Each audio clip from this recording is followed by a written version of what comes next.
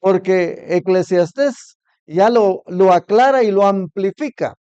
Ya en el capítulo 12 dice eh, que nos acordemos del Creador en los días de tu juventud. Y luego añade, antes que vengan los días malos, en los cuales digas, no tengo en ellos contentamiento. ¿A qué se está refiriendo? ¿Usted no lo sabe? ¿A qué se referirá el escritor de Eclesiastés cuando dice, antes que vengan los días malos, en los cuales digas, no tengo en ellos contentamiento? Se refiere a la vejez. Cuando ya el anciano dice, yo quisiera que Dios se acuerde de mí. Así lo dice mi papá a sus 93 años. Él ya quiere que Dios se acuerde de él. Y el escritor así lo dice también, que hay que acordarse de Dios. Y qué bueno que usted, joven y señorita, aproveche la juventud, que es su verano. La juventud de su verano es cuando usted puede caminar por las calles, por la ciudad, por la montaña, sin necesidad de capa, sin necesidad de botas, sin necesidad de ninguna indumentaria que con la nieve son pesados. Y de ahí que, acuérdese, en los días de su juventud, aproveche a estudiar, aproveche a trabajar, aproveche todo lo que la vida le proporcione. Dice el escritor de Eclesiastés, todo lo que te viniere a la mano para hacer, hazlo según tus fuerzas, porque en el Seol a donde vas, ahí se termina todo trabajo. ¿A qué se refiere? A la muerte. Vamos a morir, entonces qué bueno es que aprovechemos los días de la juventud, porque viene el invierno, hermanos. Viene el invierno que es sinónimo de la vejez, cuando ya se necesitan gafas, dicen los puertorriqueños. Se necesitan espejuelos, se necesitan lentes, porque cuando usted quiere leer sin ellos, cuando usted quiere leer sin ellos, ¿qué es lo que pasa? ¿Qué es lo que ha experimentado usted, amado amigo de años de la tercera edad? ¿Qué es lo que pasa? Se equivoca uno. Y si uno mira ahí las letras, puras hormiguitas. Y de ahí que usted que todavía no usa lentes, hay que aprovechar ese verano. Qué bonito es poder hacer una invitación a la juventud para ser prudentes. En el tiempo de la juventud hay muchos arrebatos.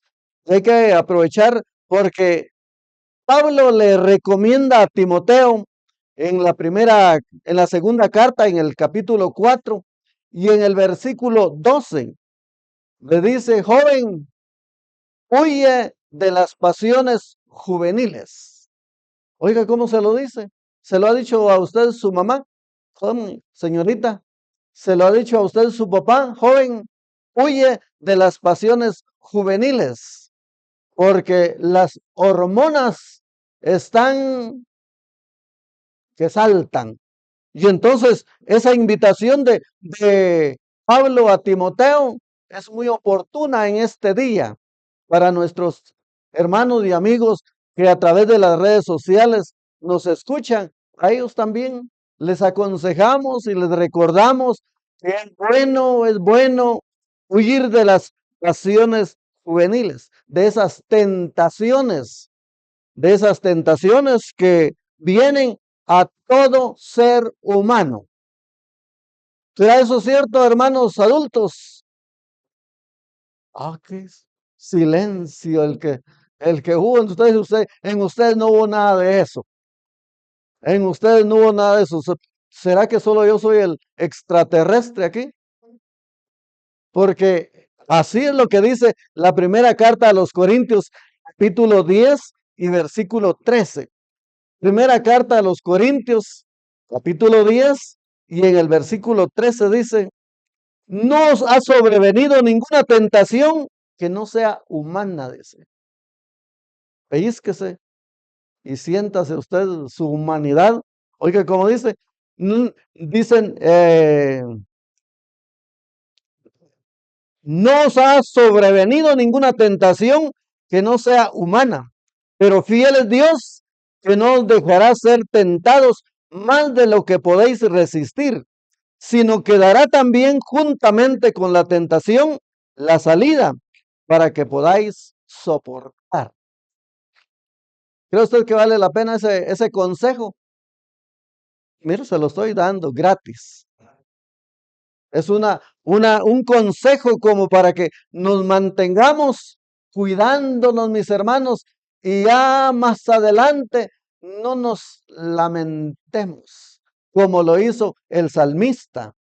El salmista, de seguro que un día él se sentó y se puso a reflexionar delante de Dios y se acordó de su pasado, de sus años mozos, se dice, o sea, de la juventud. Y él le dice al salmista, de los pecados de mi juventud, no te acuerdes. O sea que el salmista había pecado. ¿Sabía usted eso? Sí, el salmista había pecado. Entonces, en el Salmo 119, él dice, ¿cómo el joven puede mantenerse limpio, mantenerse puro? ¿Cómo el joven puede mantener una actitud que honre a Dios, que agrade a Dios? Pues lo dice el salmista en el Salmo 119 y en el versículo 9. Y yo le suelo dar la cita a los que me escuchan para que así no digan, ¿será cierto lo que dijo el predicador? Bueno, aquí está, Salmo 119, en el versículo 9, dice de esta manera. 119, en el versículo 9. Que es mejor confiar en Jehová que confiar en príncipes. Hay que confiar en Dios. Y entonces el salmista también dice, ¿con qué limpiará el joven su camino? Con guardar tu palabra, con guardar la palabra de Dios. Eso lo dice el Salmo 119 en el versículo 9. ¿Con qué limpiará el joven su camino? Con guardar tu palabra. Hermanos y amigos, hermanos todos, qué bueno es que nosotros procuremos guardar la palabra de Dios y de esta manera vamos a estar solventes en lo moral y en lo espiritual ya a cierta edad y decir, qué bueno que Dios me guardó, qué bueno que Dios me cuidó, qué bueno que mis padres me aconsejaron, me recomendaron cómo era que yo debería de vivir. Y de esta manera, mis hermanos, no cabe duda que honramos a Dios.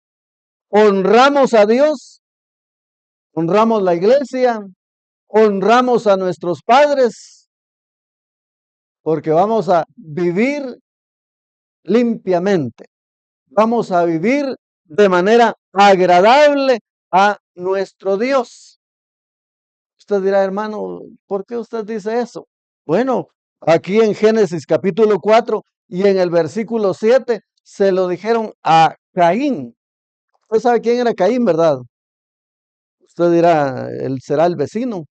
Hoy a muy pocos les ponen ese nombre, porque Caín fue el que mató a su hermano y aún antes que lo hiciera, oiga cómo el Señor le previno. En el versículo 7 dice, si bien hicieres, no serás enaltecido. Y si no hicieres bien, el pecado está a la puerta, a la vuelta. A la vuelta está el pecado. A la vuelta está la tentación. Porque Caín ya estaba maquinando, ya estaba pensando qué hacer con su hermano Abel. Lo quería invitar para ir al campo, no a ver los pajarillos, no a ver los árboles frutales, sino para matarle o matarlo. Eso era lo que Caín estaba pensando con su hermano Abel. También la juventud está pensando, ahora mismo, ahora mismo usted está pensando, si tan solo me fuera ya a tal lugar, a tal punto, eso podría ser bueno. Pero no olvide que a la vuelta de la esquina está el que le va a causar mucho mal en la vida. Y hoy oía decir, ¿verdad? Que a muchos en las noticias usted oye jóvenes, señoritas, niñas, que a los 12 años ya son madres. Jóvenes que antes de graduarse ya son padres. Y eso, mis hermanos, no es tan favorable. No es lo mismo ser solo estudiante que ser estudiante y trabajador. Estudiante, trabajador y padre o madre de familia. Va a ser complicado. Se le van a complicar las cosas y de tal manera que hoy es oportuno. Hoy se presenta la oportunidad como para recordarle lo que le pasó a Caín. A él se lo recordaron que tenía que tener cuidado. Pero qué bueno, y gracias a Dios porque Eclesiastés capítulo 9 versículo 4 dice que mientras hay vida, hay esperanza. Mientras hay vida, hay esperanza, mis hermanos, hay esperanza, mis amigos. Y qué bueno es que hoy podamos decir nosotros, gracias a Dios por la vida que nos concede.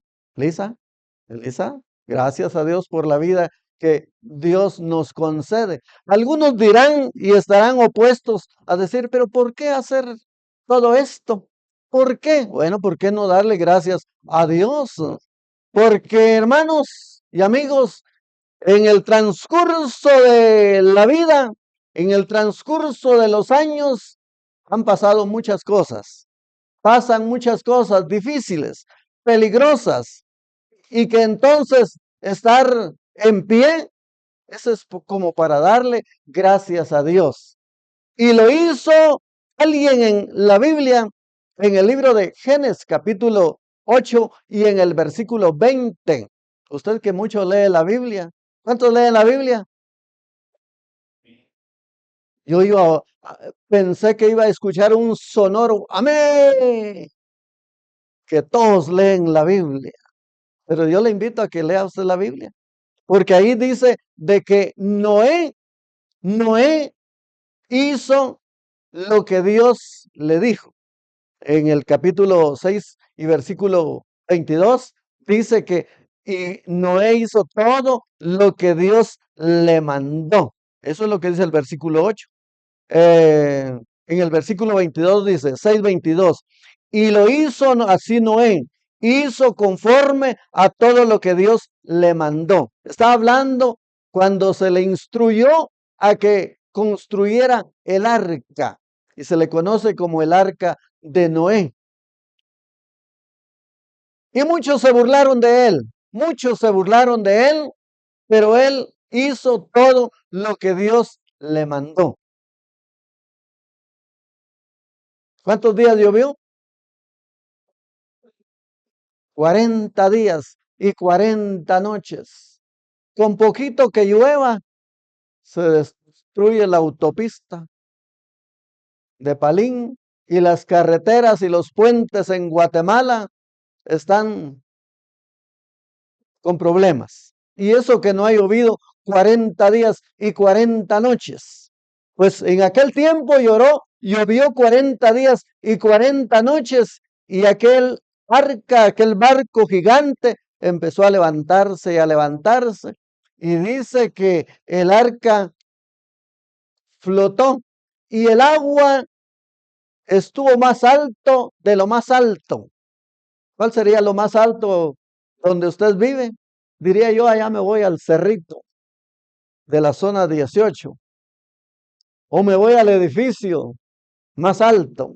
Pero la Biblia nos cuenta que el agua subió 6 metros 75 centímetros más alto de lo más alto. De manera que los flotadores no funcionaron. No funcionaron. Y entonces ahí Noé vio a su alrededor, a sus vecinos, a sus amigos, también a sus enemigos. ¿Cómo cree que los vio? ¿Cómo cree que los vio? Flotando, flotando, pero ya muertos, ya ahogados. Y él y su familia, 8 personas en total, fueron los que se salvaron. Fueron los que se salvaron.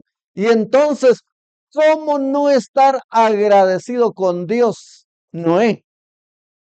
Y en este caso nosotros, ¿cómo no estar agradecidos con Dios si Dios nos ha concedido vida? Pues somos sobrevivientes de la pandemia, ¿verdad? Es de estar agradecidos con Dios. Y entonces Noé dice en el versículo 20 del capítulo 8, y edificó Noé un altar a Jehová y tomó de todo animal limpio y de toda ave limpia y ofreció holocausto en el altar. Mira lo que hizo Noé, como lo que hoy se está haciendo.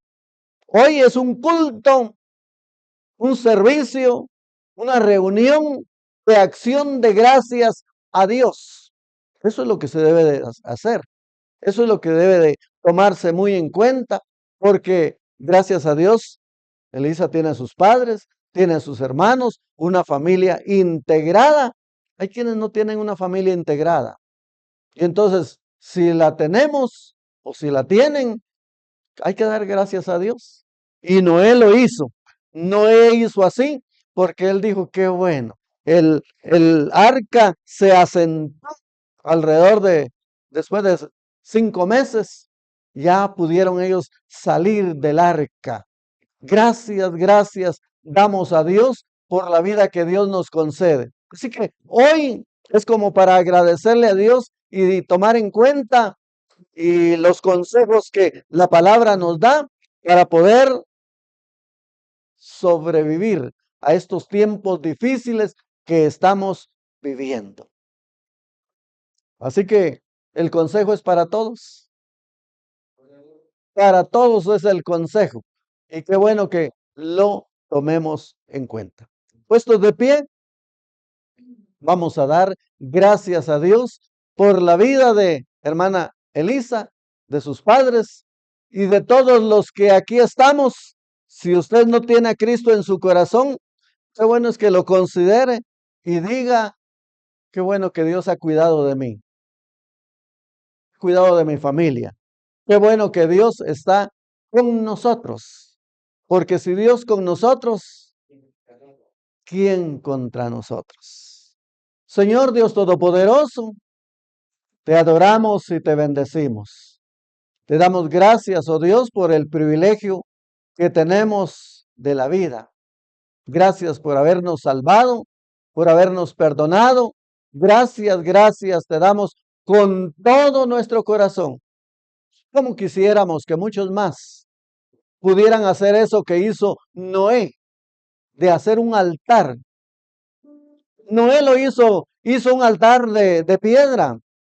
Qué bueno que nosotros hoy en nuestro corazón hagamos un altar y consideremos siempre tener ese agradecimiento a nuestro Dios, como lo hacía también el salmista, cuando dice que en el Salmo 100, él vino y entró por sus atrios con acción de gracias, diciendo, gracias porque me has guardado de esa muerte que de seguro pudo haberse sido segura cuando Saúl lo perseguía, pero ahora él está agradecido.